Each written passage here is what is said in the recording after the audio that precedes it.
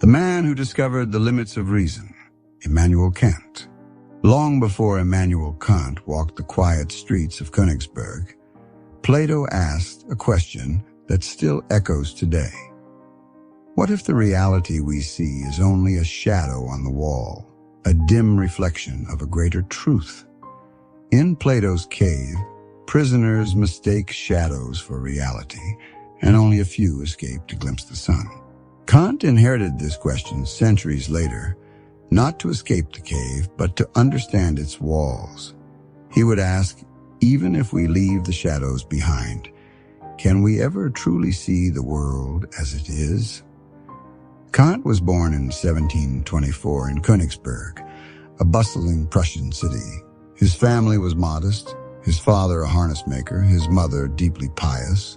From an early age, Kant was small, serious, and deeply curious.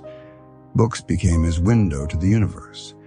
Pietist teachings shaped his sense of duty and moral responsibility, while the rigor of his schooling instilled discipline. The boy who wandered the streets of Königsberg, notebook in hand, would grow into the thinker who mapped the limits of human reason.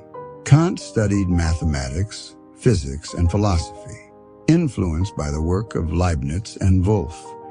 He began tutoring and lecturing in his 20s, but his intellectual life was never idle. He read and reflected obsessively, developing the habits that would define his extraordinary discipline. This was not the pursuit of idle theory, it was the painstaking effort to understand the conditions under which knowledge itself is possible. Kant's life intersected with the tension between rationalist and empiricist philosophies. He admired reason, yet Hume's skepticism about causality shook him profoundly. How could humans claim certainty about the world when experience and reason seemed to pull in different directions? This crisis became the spark for Kant's greatest work, the critique of pure reason. He realized that humans perceive not the world itself, but the world filtered through the structure of the mind. Here, Kant's philosophy echoes Plato, but takes a radical turn. If Plato's prisoners see shadows, Kant argues, we see appearances shaped by the mind itself. The things in themselves, the ultimate reality, remain forever beyond our grasp. Our minds set the walls of the cave. The sun is always partially hidden. Knowledge is possible, yes, but always bounded. Enlightenment, Kant would say, is not total escape. It is recognizing both our capacities and our limitations. Published in 1781, the Critique of Pure Reason systematically maps what humans can know and where reason reaches its limits. Kant shows that while we can achieve remarkable understanding, there are necessary boundaries to all knowledge. Philosophical courage, he implies, lies not in overreaching, but in charting the edges of what we can know, illuminating the cave without claiming to leave it entirely. Kant's concern with reason naturally extends to ethics.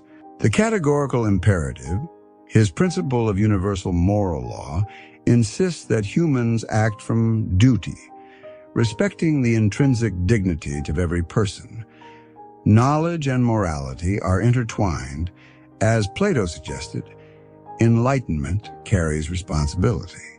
Kant's contribution was to make morality systematic, grounded not in desire or circumstance, but in reason itself. Kant never traveled far, rarely married, and adhered to a famously precise daily routine. Neighbors reportedly set their clocks by his walks. This extraordinary discipline reflects the inner order of his philosophy, the belief that reason, like the universe, follows lawful patterns. His life may appear modest, even narrow, yet it was through this rigor that he reached the heights of intellectual clarity, mapping the boundaries of human thought. Kant died in 1804, leaving a philosophy that reshaped the intellectual landscape. Like Plato, he confronts the cave, but his vision is subtler. We may never see the sun fully, but we can understand the structure of shadows, navigate appearances responsibly, and act morally within our limits.